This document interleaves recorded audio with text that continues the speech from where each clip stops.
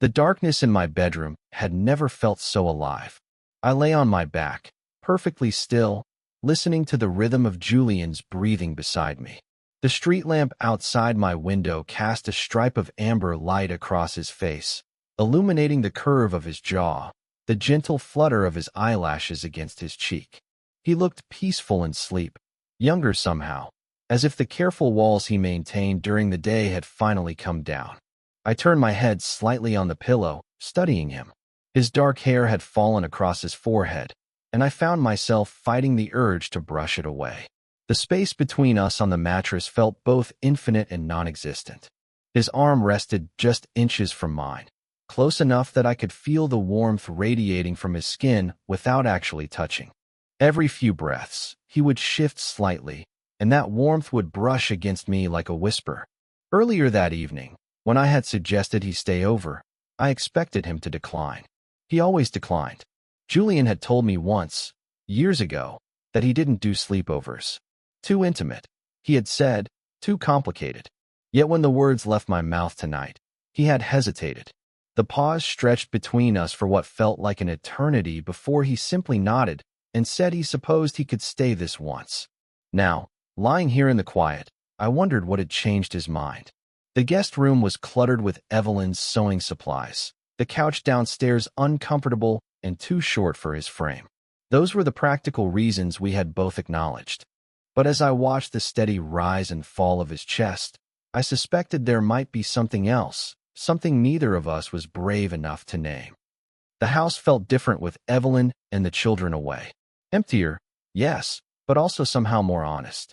Without the familiar sounds of family life, without the need to perform the role of husband and father, I felt stripped down to something essential, something I had forgotten existed. Julian stirred slightly, his breathing changing rhythm for a moment before settling back into sleep. I held my breath, afraid that any movement might break whatever spell had settled over us. The silence was profound, filled with all the words we had never spoken, all the glances that lingered too long, all the careful distance we maintained even as we drew closer. I thought about the man sleeping next to me, about the easy way he laughed, about how he listened when I spoke as if every word mattered. I thought about the warmth in his eyes when he looked at me, a warmth that made something deep in my chest ache with recognition. This moment, lying here beside him in the amber darkness, felt more real than anything I had experienced in years. More real than the polite conversations over breakfast with my wife. More real than the perfunctory kisses goodnight. More real than the life I had built that looked so correct from the outside. The realization settled over me like a weight.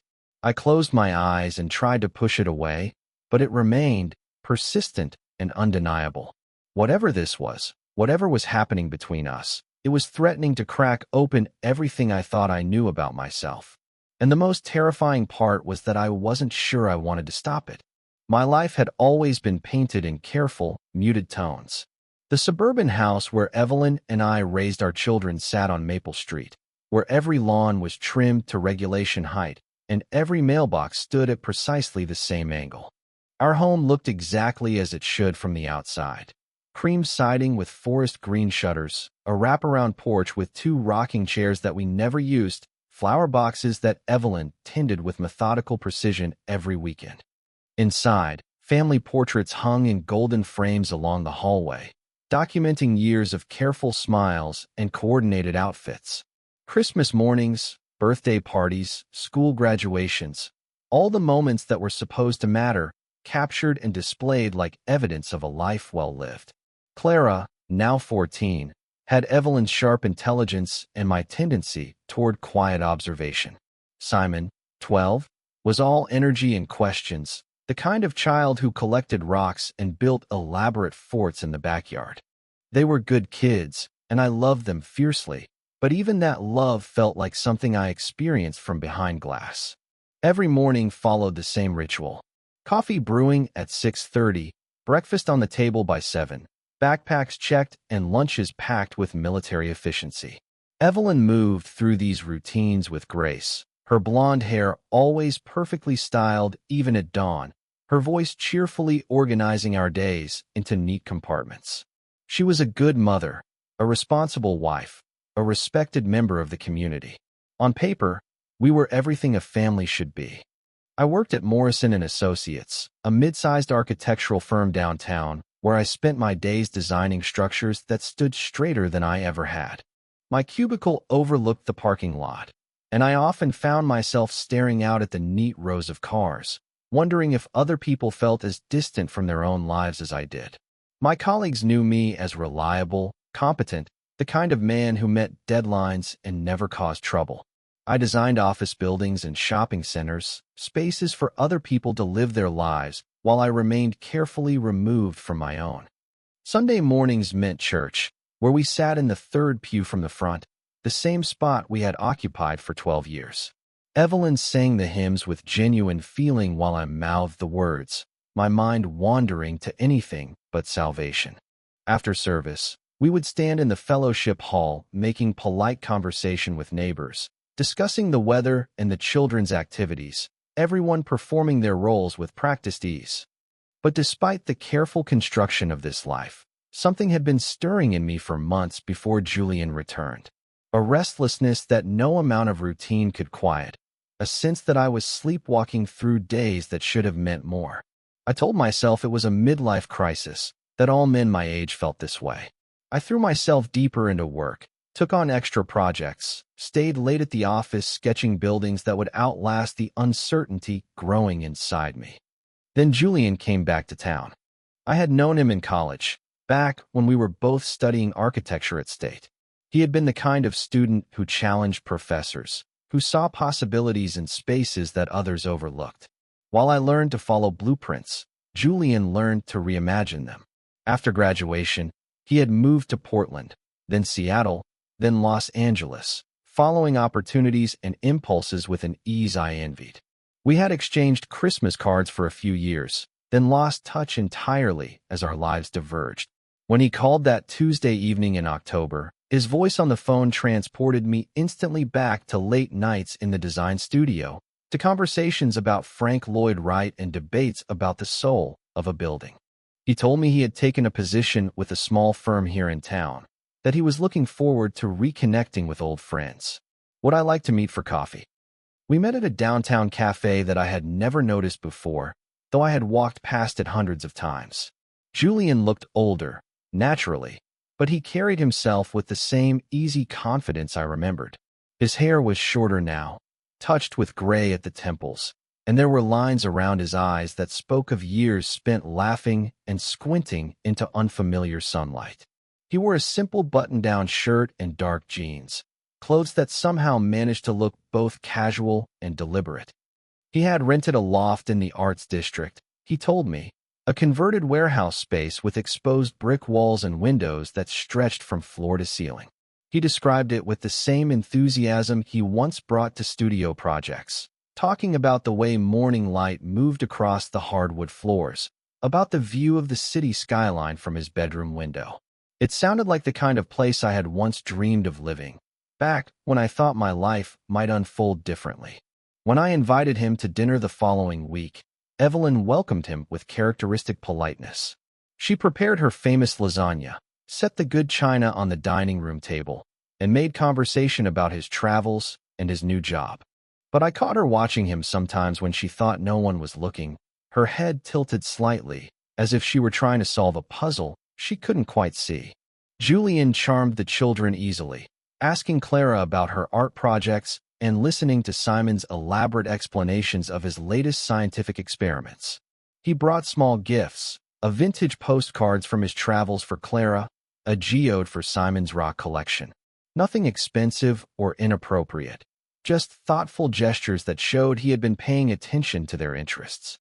After dinner, as Evelyn cleared the dishes, Julian and I sat on the back porch drinking beer and talking about work, about the city's growth, about friends from college, and where life had taken them. The conversation flowed easily, filling spaces in my evening that I hadn't realized were empty. When he finally left, the house felt quieter than usual, as if his presence had highlighted silences I had grown too accustomed to notice.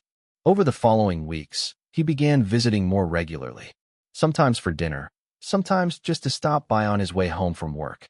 Evelyn never complained, but I sensed her growing awareness of something she couldn't name, the way she would pause in doorways when Julian and I were talking, or how her smile would become more practiced when she invited him to stay.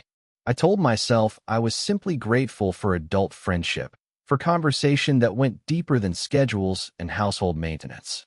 But late at night, lying in bed while Evelyn slept beside me, I found myself replaying moments from our visits. The way Julian listened when I spoke, as if my words mattered. The way he laughed at my observations, bringing life to thoughts I had kept buried.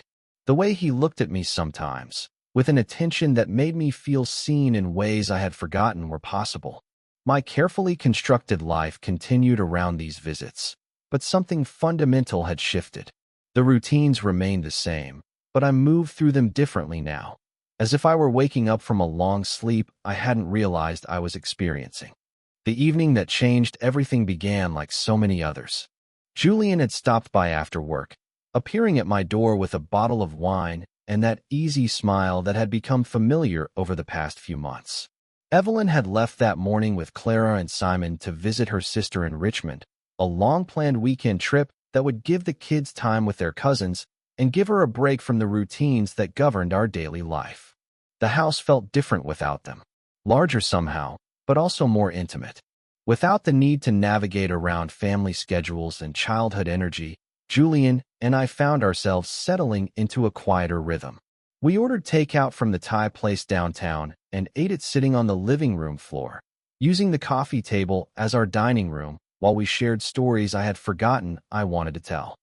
The wine loosened something between us, or perhaps it simply made visible what had already been there. We talked about our college days, about professors we had loved and hated, about the dreams we had harbored when we thought the future stretched endlessly ahead of us.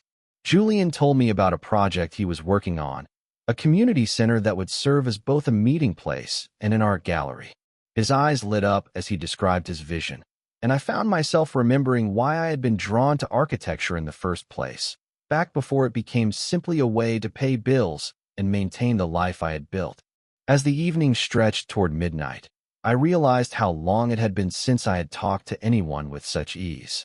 With Evelyn, our conversations had become efficient exchanges of information.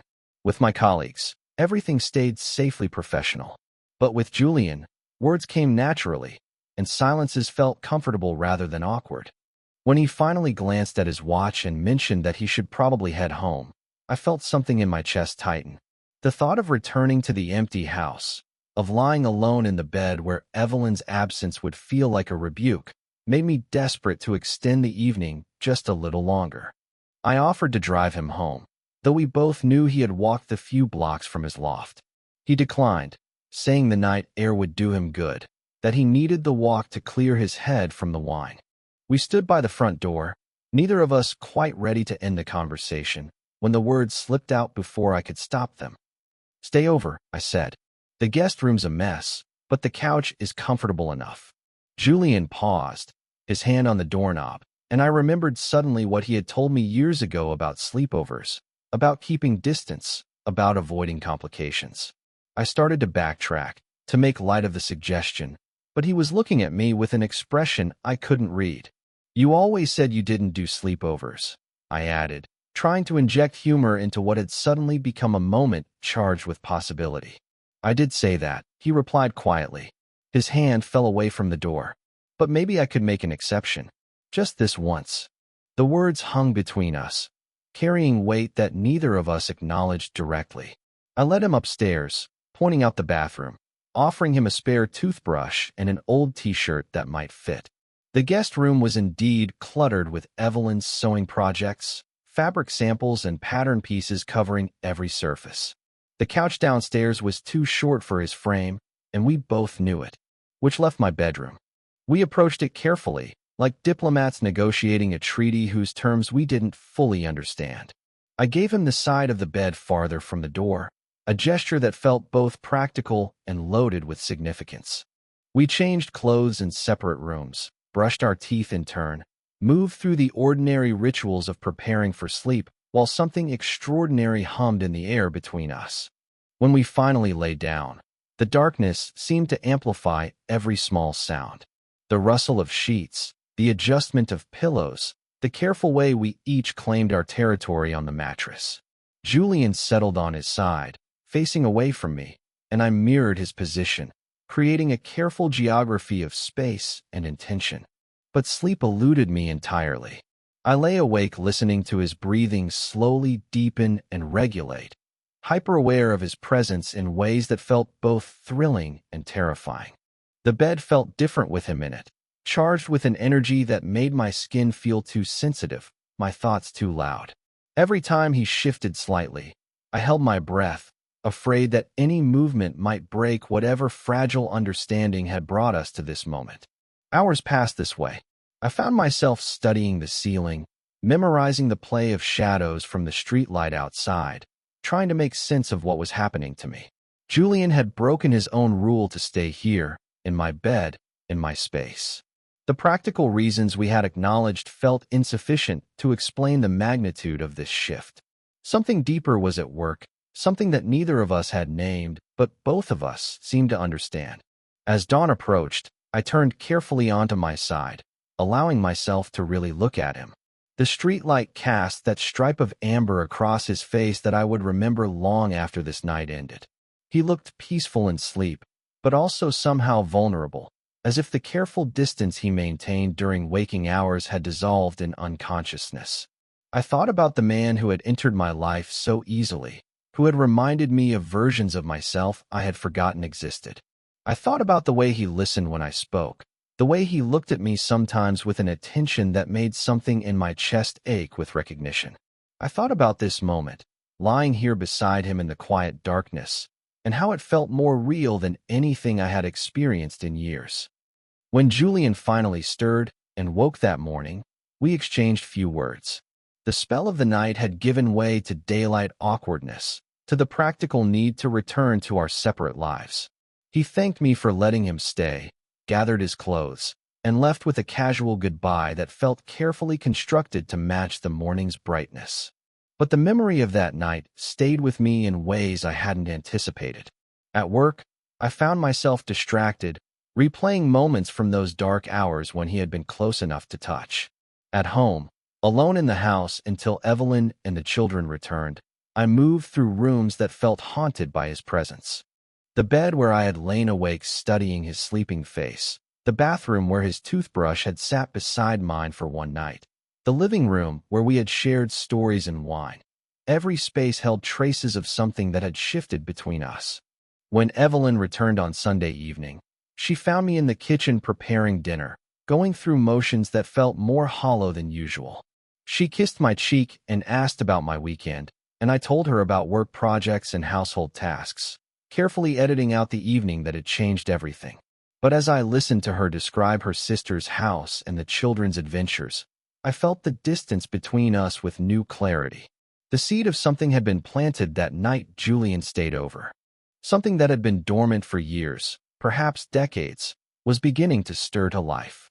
I didn't understand it yet, couldn't name it or predict where it might lead. But I knew with terrifying certainty that there would be no going back to the careful blindness that had protected me for so long. Julian had broken his rule about sleepovers, and in doing so, had broken something in me as well. Something that could not be repaired, only acknowledged and followed to whatever conclusion it demanded. After that night, something invisible but essential had shifted between Julian and me.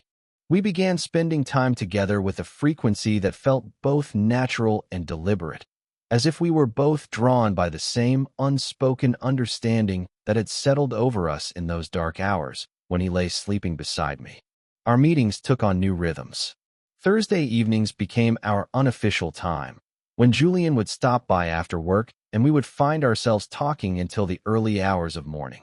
Sometimes we would sit in the kitchen, sharing whatever leftovers Evelyn had prepared, our conversation flowing around and through the mundane details of our days until we reached deeper currents. Other times we would walk through the quiet neighborhoods surrounding my house, our footsteps keeping time on empty sidewalks while we explored territories of thought and memory that I had kept locked away for years. These walks stretched longer as the weeks passed. What began as casual strolls around the block extended into journeys that carried us through the downtown district and along the river that bordered our small city. We would talk about our college days, but not in the nostalgic way old friends typically revisit shared history. Instead, we found ourselves excavating versions of ourselves that had existed then, examining them like archaeologists uncovering artifacts from a civilization we had once inhabited. Julian remembered things about me that I had forgotten I had ever been. He spoke of late nights in the design studio when I would become animated discussing the spiritual aspects of architecture, about how I believed buildings could hold and channel human emotion.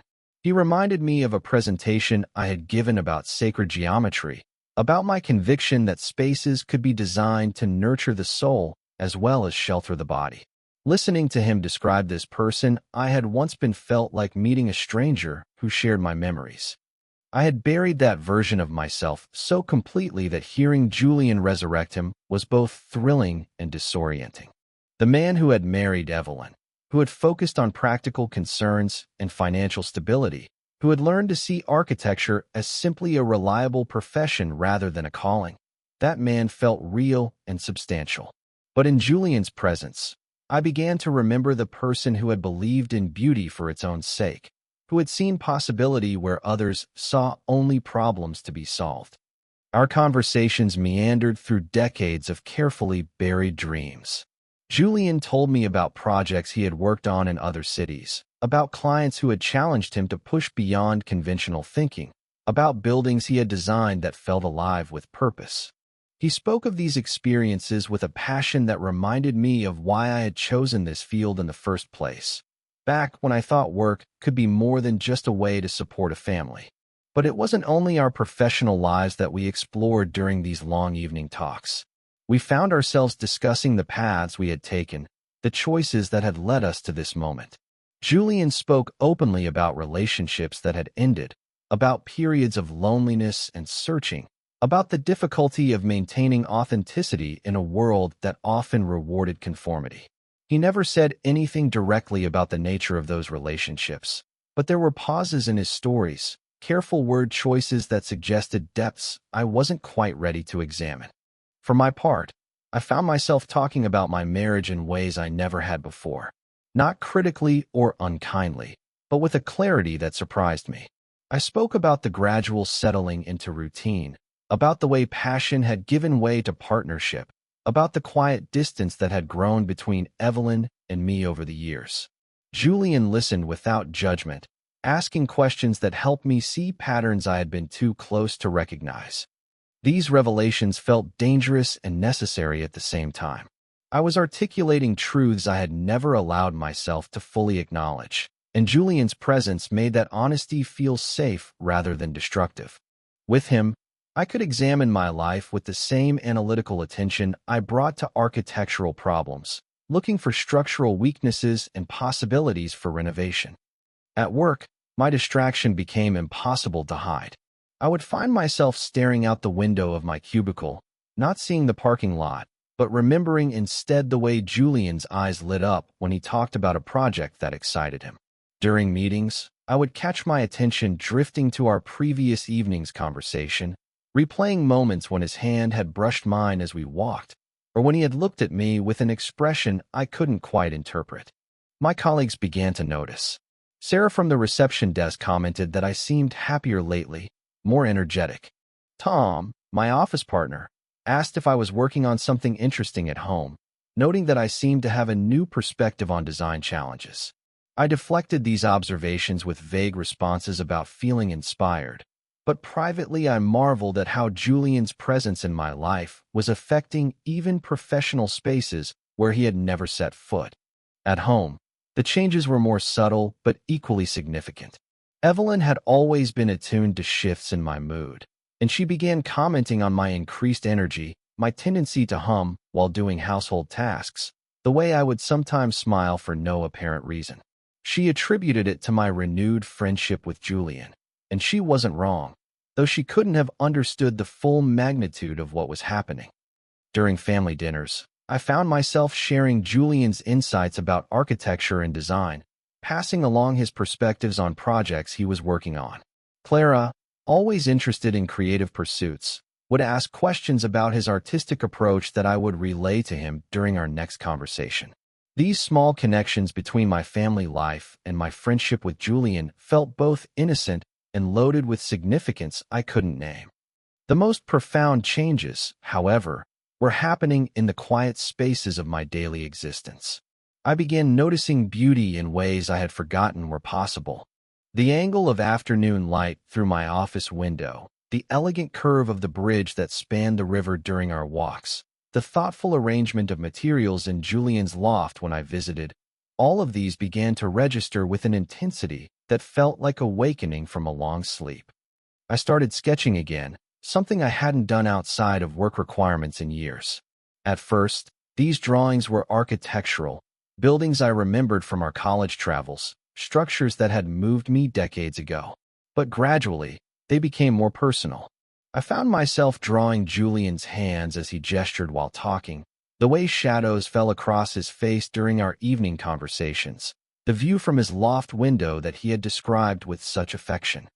These sketches felt private and essential, like visual journals of a transformation I didn't fully understand. I kept them hidden in my home office, tucked between architectural references where no one would think to look. But creating them felt necessary, as if I needed to document these moments of seeing clearly, a feeling fully present in my own life. Julian seemed to sense these changes in me, though he never addressed them directly.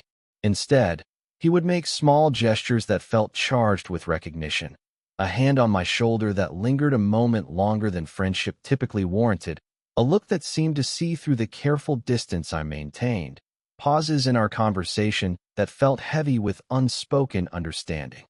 One evening, as we sat on a bench by the river watching the last light fade from the sky, Julian told me that he had been thinking about authenticity, about the cost of living according to other people's expectations rather than our own deepest truths.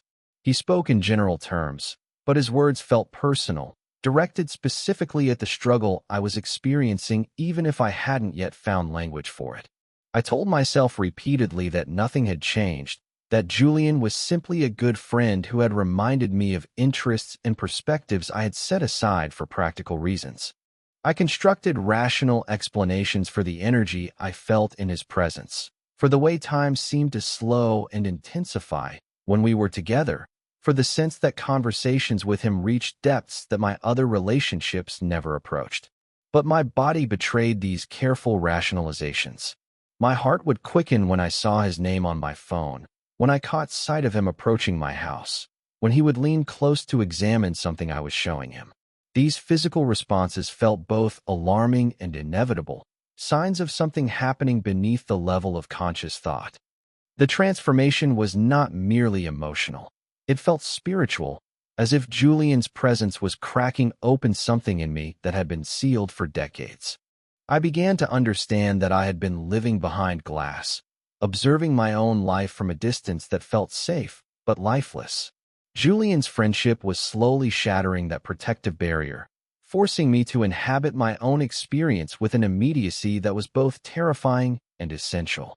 I was changing, becoming someone I had forgotten I could be, and Julian seemed to recognize this person emerging from years of careful burial. The man who could discuss art and beauty with passion, who could see possibility in empty spaces, who could feel wonder at simple moments of human connection. This was the person Julian drew out of me during our long conversations and meandering walks. But with this awakening came a growing awareness that I could not return to the careful blindness that had protected me for so long. Something fundamental was shifting, and I sensed that Julian understood this transformation even better than I did. In his presence, I felt myself becoming real in ways that made everything else in my life feel hollow by comparison. The evening that everything crystallized began no differently than the dozens of others we had shared over the previous months. Julian had come by after work, and we had fallen into our familiar rhythm of conversation and connection. But as the hours passed, I sensed something different in the air between us, a weight that hadn't been there before. We had been discussing a project he was designing, a small community arts center that would serve the downtown district. His eyes held that familiar light as he described his vision. But beneath the professional enthusiasm, I detected something more personal, more vulnerable. He spoke about creating spaces where people could discover parts of themselves they hadn't known existed, about architecture as a form of liberation rather than simply shelter. When he mentioned that he should head home, I found myself offering to drive him, even though his loft was only a 15-minute walk from my house. He accepted without hesitation, and we climbed into my car with the easy companionship that had become natural between us. But as I drove through the quiet streets toward his neighborhood, I realized I wasn't ready for the evening to end. I parked outside his building, a converted warehouse that rose 4 stories above the arts district. Through the large windows on the 3rd floor, I could see the warm glow of lamps he had left on, offering glimpses of the life he had created there. We sat in the car for a moment, neither of us making any move to end our time together. The conversation that had flowed so easily all evening began to falter. We talked about work, about plans for the weekend, about a book he had recommended weeks earlier. But beneath these surface topics, something else was happening, something that made the air in the car feel charged with possibility and danger. Julian turned in his seat to face me more directly, and I found myself studying his profile in the dim light from the street lamp. The careful distance he usually maintained had disappeared, replaced by an openness that made my chest tighten with recognition. He looked at me with an expression I had never seen before, tender and unguarded, as if some wall between us had finally crumbled. We stopped talking entirely then, the silence stretching between us like a question that neither of us knew how to ask. I could hear my own heartbeat, could feel the weight of everything we had been building toward during these months of deepening friendship. The space between us and the car felt both infinite and non-existent, charged with all the words we had never spoken. Without planning it, without conscious decision, I reached across the center console. My hand found his where it rested on the seat between us, and our fingers intertwined with a naturalness that felt both shocking and inevitable. His skin was warm, his grip firm, and in that simple contact, I felt the ground shift beneath everything I thought I knew about myself. It wasn't a kiss. It wasn't anything that could be easily categorized or explained away. But the touch of his hand in mine carried the weight of revelation, of truth that could no longer be denied or rationalized. In that moment, sitting in my car outside his building, I understood with terrifying clarity that I had been lying to myself for months, perhaps for years. I loved him, not with the comfortable affection of friendship, not with the grateful warmth of renewed connection, but with something deeper and more desperate that had been growing in the shadows of my consciousness since the night he had stayed over.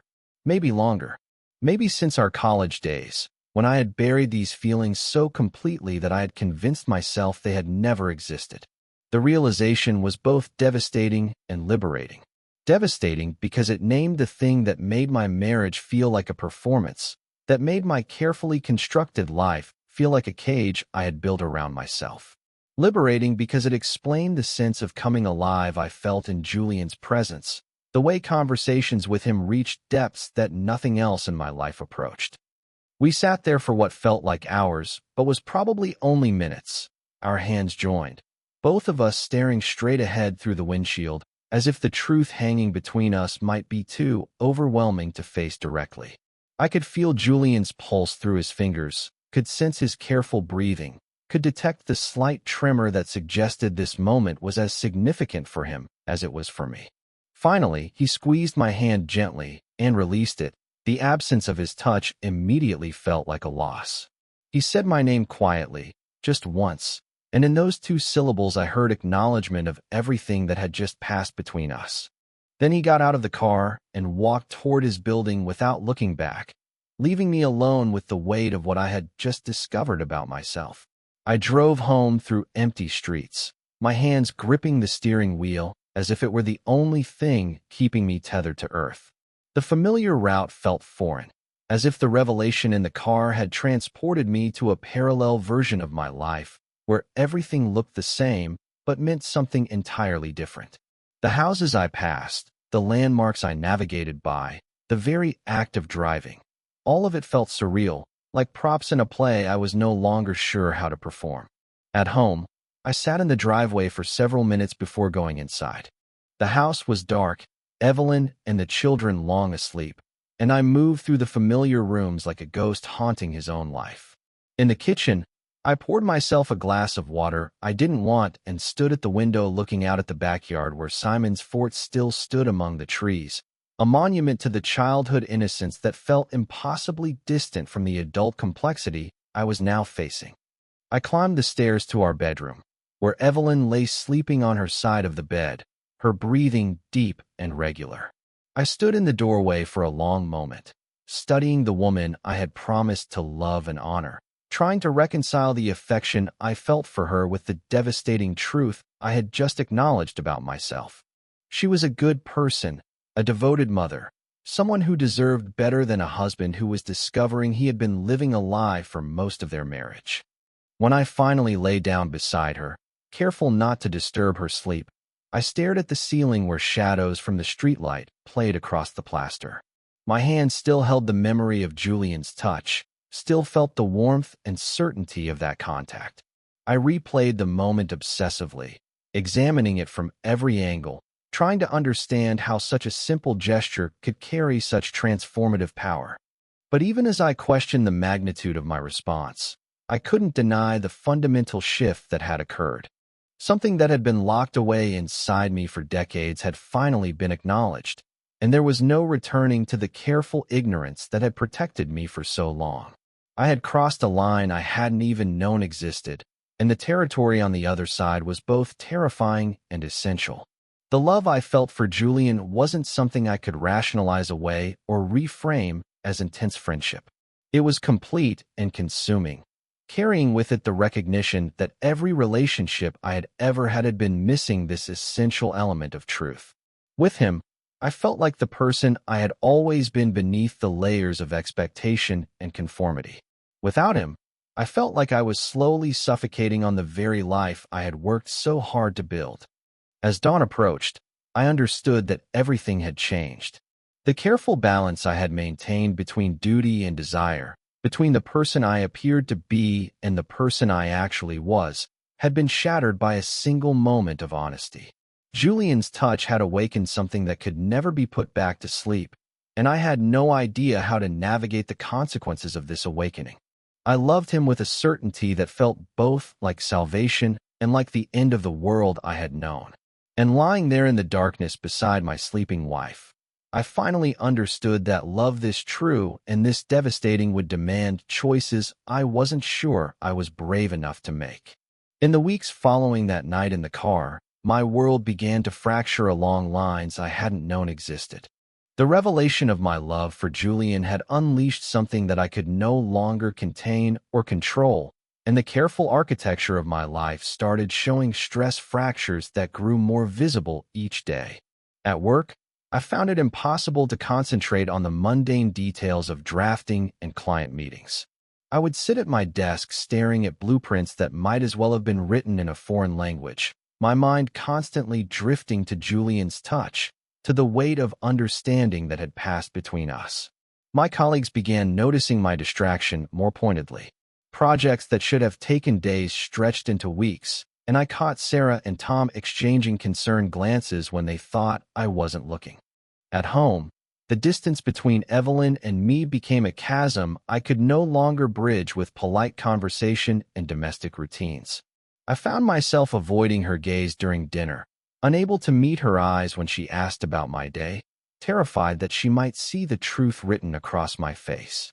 The simple act of lying beside her in bed became torture, every accidental touch a reminder of my deception, every moment of her trust a weight that made it difficult to breathe. I had always been a careful man, someone who maintained the boundaries between different aspects of my life with practiced discipline. But Julian's presence had dissolved those boundaries entirely, leaving me unable to compartmentalize the revelation that was consuming me from within. He appeared in my thoughts during family dinners, in the quiet moments before sleep, in the spaces between heartbeats when I forgot to guard against the truth. Julian seemed to sense the storm building inside me, though he never addressed it directly. Our Thursday evening meetings continued, but they carried a new weight now, charged with everything we both understood but couldn't speak aloud. He was gentler with me during these visits, more careful with his words and gestures, as if he knew I was balanced on the edge of something that could shatter with the slightest pressure. One evening, as we walked along the river in the fading light, Julian stopped suddenly and turned to face me. The water moved quietly beside us, and the last traces of daylight caught in his eyes as he studied my face with an expression of profound sadness. "You can't stay in this limbo forever," he said quietly. His voice carried no judgment, no pressure, only the gentle recognition of a truth I had been trying to avoid. "You're tearing yourself apart."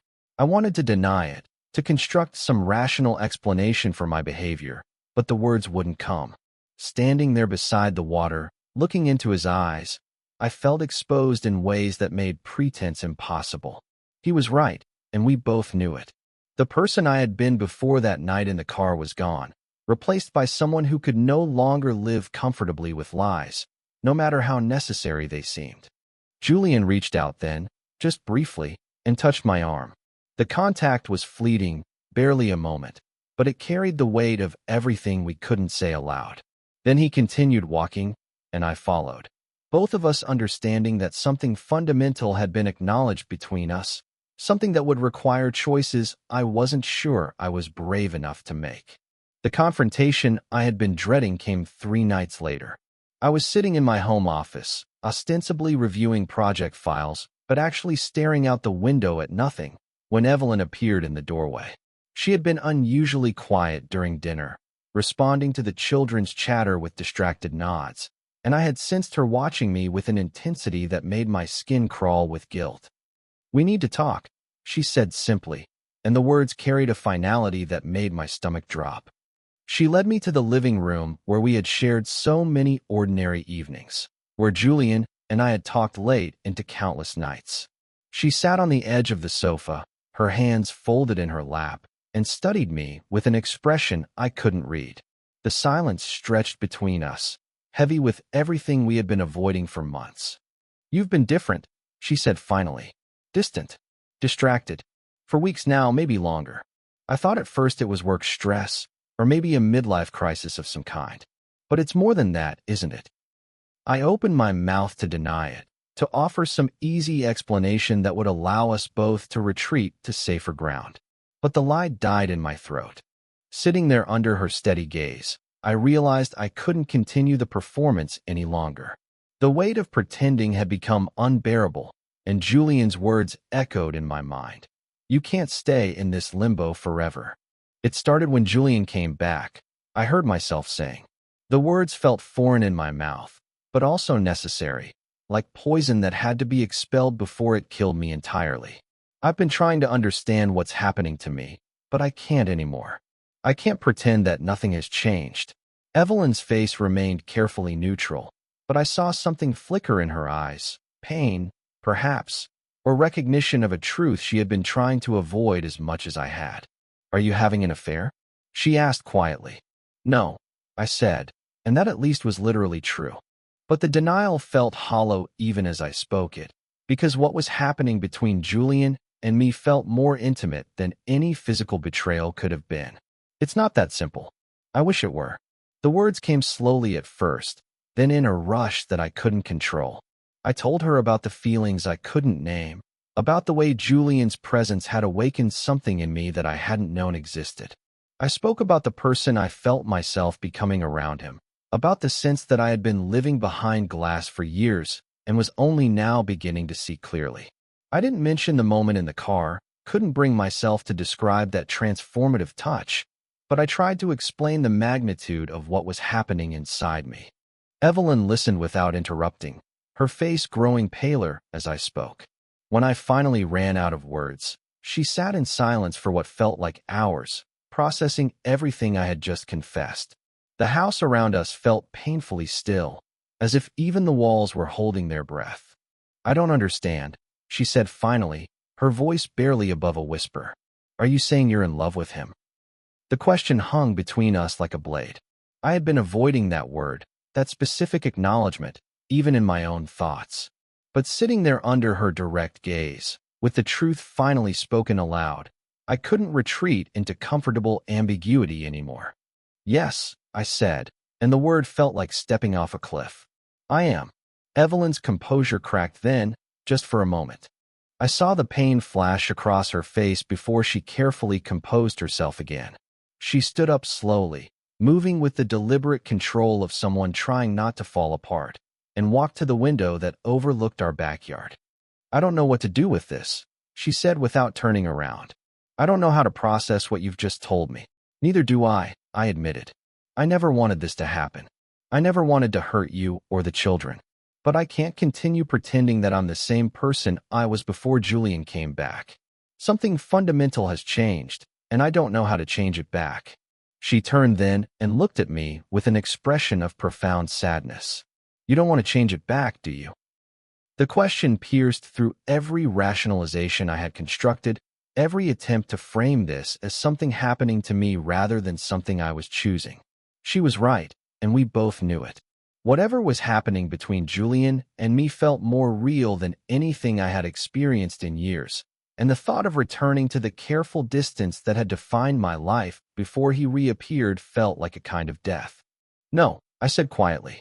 I don't. Evelyn nodded slowly, as if my honesty confirmed something she had already suspected. Without another word, she walked past me toward the stairs, her footsteps careful and measured. At the bottom of the staircase, she paused without looking back. I need time to think, she said. Please sleep in the guest room tonight. Then she climbed the stairs, leaving me alone in the living room where my confession hung in the air like smoke.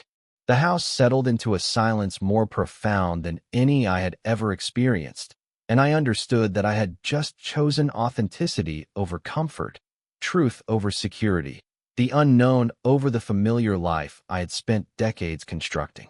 The moment of truth hadn't been about choosing Julian directly. It had been about choosing to stop lying to myself and everyone around me. I had no idea what would happen next, no plan for navigating the aftermath of this honesty. But sitting there in the terrible stillness of my disrupted home, I felt something like relief alongside the fear. For the first time in years, perhaps in my entire adult life, I was telling the truth about who I was. 3 days had passed since my confession to Evelyn. 3 days of careful silence and deliberate distance as we both tried to navigate the new geography of our disrupted life. She had been civil but remote, speaking only when necessary about practical matters involving the children. Clara and Simon sensed the tension but didn't understand its source, moving through the house with the careful alertness of animals detecting a storm they couldn't yet see. I had spent those nights in the guest room, surrounded by Evelyn's sewing projects and the accumulated debris of our family life. But tonight, as the house settled into its familiar quiet, I found myself returning to our bedroom. My bedroom now, I supposed. The space felt different than it had that night, when Julian slept beside me. Different from all the years when it had been the center of a marriage I was finally admitting had been built on incomplete truths. I sat on the edge of the bed where everything had begun, where Julian's presence had first cracked open the careful shell I had constructed around my authentic self. The streetlight still cast its amber stripe across the floor, but now it illuminated emptiness that felt honest rather than hollow. The absence of pretense had weight, substance in ways that the old performance of contentment never had. On the nightstand beside me lay my wedding ring, carefully removed earlier that evening after Evelyn and I had finally talked again. The conversation had been quiet, sad, but also strangely relieved. We both understood that our marriage had been built on versions of ourselves that no longer existed, if they ever truly had.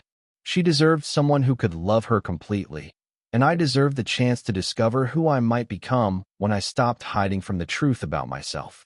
The ring caught the streetlight, a circle of gold that had once represented promises I had made in good faith, but couldn't keep with full honesty.